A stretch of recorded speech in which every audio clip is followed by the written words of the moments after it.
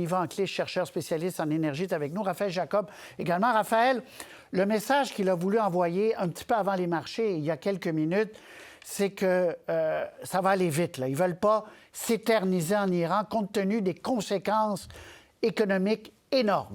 C'est vrai, Patrice. C'est le message que le président voulait envoyer. En même temps, c'est un message qui reste relativement flou en marge de son point de presse, là, celui qui est encore en cours présentement, dans la mesure où lorsqu'on lui a posé la question à savoir quand ça va se terminer, est-ce que ça va être cette semaine, la réponse était de dire non, mais bientôt. Et quand on pose la question à savoir quel est l'objectif vraiment final, la réponse est de dire que l'Iran ne pose plus de menaces. Sauf qu'en même temps, plus tôt dans le même point de presse, le président est allé déclarer qu'après 3 jours, donc la semaine dernière, la vraie menace avait déjà été abolie, supprimée par l'armée américaine. Donc, quel est l'objectif qui reste? C'est ce que je vous dis, c'est flou encore. Yvan, j'arrive à vous dans une seconde, mais Raphaël Jacob, quand on n'a pas établi un objectif clair pour une mission militaire, c'est difficile de déclarer à un certain moment mission accomplie.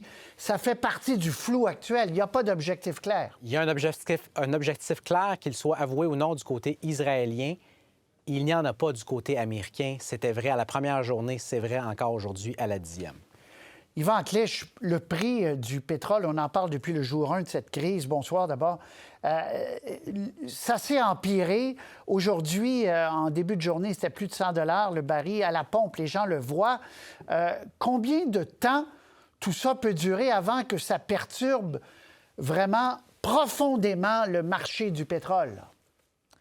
Bien, je pense qu'on est rentré dans la zone, justement, de haute perturbation. Avant d'aller en ondes, j'ai lu un article du New York Times qui disait qu'en Asie, déjà, il y a des mesures de rationnement qui sont mises en place, des mesures de gestion de la demande. Donc, il y a déjà des mesures importantes qui doivent être prises en Asie. L'Asie qui réceptionne l'essentiel du pétrole venant du Golfe Persique. Alors, déjà, on a des conséquences importantes et je pense que les appels à ce que cette situation-là prenne fin vont se faire de plus en plus pressants au cours des prochains jours parce que, écoutez, on est quand même là à peu près à 6-7 jours de guerre.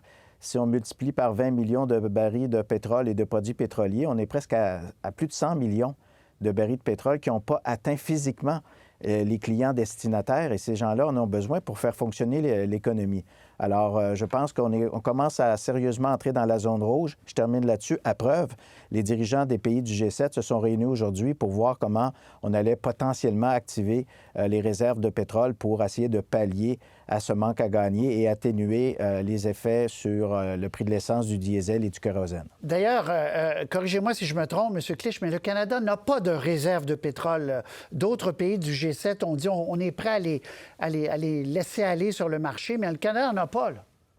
Non, le Canada n'en a pas. Les pays exportateurs ne sont pas, entre guillemets, tenus d'en avoir. Ils pourraient en avoir. Les États-Unis ont des réserves, même s'ils sont devenus un pays exportateur. Alors, le Canada n'en a pas, mais les pays de l'Agence internationale de l'énergie qui sont membres de l'Agence, environ une trentaine de pays, eux qui sont des pays importateurs, doivent avoir des réserves d'équivalent de 3 mois d'importation nette.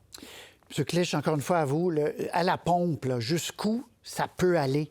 On se souvient, les plus vieux, de la crise du pétrole dans les années 60. Jusqu'où ça peut aller? Écoutez, en exagérant un peu, là, je vous dirais, je reprendrai le titre d'un magazine spécialisé en pétrole qui disait « The sky is the limit ». Ceci dit, il y a quand même un antidote à tout ça, c'est que quand les prix sont trop élevés, l'économie ne peut tout simplement pas l'encaisser. Alors, l'économie en général, là, tous les acteurs, y compris les citoyens, vont se mettre à moins utiliser des produits raffinés, donc de l'essence, du diesel, etc., ce qui va nécessairement faire baisser la demande et par la suite faire baisser les prix. Mais ça reste qu'il va y avoir des dégâts à l'économie, c'est sûr, là, un ralentissement économique et une augmentation des prix, notamment le panier d'épicerie. D'où je reviens à l'aspect plus politique, d'où, Raphaël, ces messages pressants en fin d'après-midi du président en conférence de presse en disant on a fait une petite excursion, ça achève. Mais je vous pose la question que je vous posais à mon autre émission à 17h, plus fondamentale pour les Iraniens. Les Iraniens qui ont vu les premières bombes se sont dit c'est peut-être une bonne nouvelle, on va se débarrasser d'un régime tortionnaire. Or, le fils du leader suprême est maintenant à la tête. On le dit plus rigoriste, plus dur. Est-ce que les Iraniens ne risquent pas de se retrouver les grands perdants de tout ça? Ils le sont déjà factuellement. Et évidemment, d'un point de vue humain, d'un point de vue moral, plusieurs le diront, c'est regrettable. Mais c'est la norme, je le dis entre guillemets, historique. C'est-à-dire que le cas de figure qu'on donne continuellement en exemple, la Deuxième Guerre mondiale, comme si c'était le seul cas que collectivement on avait gardé en mémoire. Évidemment qu'il faut s'en souvenir, mais il y a beaucoup plus d'exemples qui sont souvent beaucoup plus pertinents que celui-là. Donc l'idée selon laquelle, parce qu'on a renversé le régime nazi en Allemagne, on a renversé le Japon impérial et on a été capable d'installer de force essentiellement 2 démocraties qui sont relativement stables et durables depuis 80 ans, c'est un modèle qu'on peut exporter à droite et à gauche presque à chaque fois qu'on a un régime autoritaire qu'on n'aime pas. Non, c'est quelque chose que les 80, les 100, ne serait-ce que les 20 dernières années ont démontré, surtout dans cette région-là de la planète, le Moyen-Orient, c'est que c'est tout le contraire. Donc, c'est bien beau de vouloir, entre guillemets, libérer une population qui est opprimée. Quand on essaie de faire ça en pratique avec la force armée qui vient dans ce cas-ci, de 2 pays étrangers, la réaction naturelle, c'est d'avoir en fait très souvent un durcissement du régime qui est au pouvoir, ce qui est exactement ce qu'on observe actuellement en Iran. En tout cas, souhaitons qu'il y ait un éclair de quelque chose qui arrive pour le peuple iranien qui souffre déjà depuis assez longtemps. Monsieur Clich, en terminant, on parle beaucoup du détroit d'Ormuz, vous en avez parlé tout à l'heure. Il n'y a pas d'alternative, surtout pour les marchés asiatiques. On ne peut pas réinventer les routes du pétrole. Non, il y a très peu d'alternatives. Là, il y a l'Arabie saoudite qui peut peut-être détourner grosso modo la moitié de sa production, mais les autres pays ont déjà commencé à baisser leur volume de production et leurs sites de stockage aussi se remplissent très rapidement. Donc, à un moment donné, on entrevoit même qu'on va être obligé d'arrêter la production. Et puis, un site pétrolier, là, c'est pas comme un interrupteur électrique. On ne peut pas le fermer et le réouvrir facilement.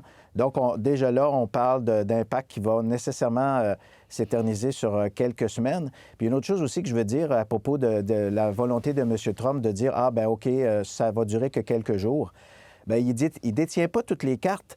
L'Iran, ce pays-là, son effet de levier, c'est justement de faire le plus possible de dégâts à l'économie internationale. Voilà. Donc, si elle menace la sécurité des tankers qui voudraient bien, eux, recirculer dans le détroit d'Ormuz, bien, ces gens-là, s'ils voient une menace à leur sécurité, ne vont pas reprendre leur activité. Et ne serait-ce que cette menace va faire en sorte que la situation va perdurer malgré la volonté de M. Trump de dire « OK, c'est fini, la guerre est terminée ». On ne règle pas ça. On n'a plus le temps, malheureusement. Sans compter Israël. Sans compter Israël. Les intérêts d'Israël qui sont plus immédiats. Exact. Yvan Clich, Raphaël Jacob, merci beaucoup. Très clair, encore une fois.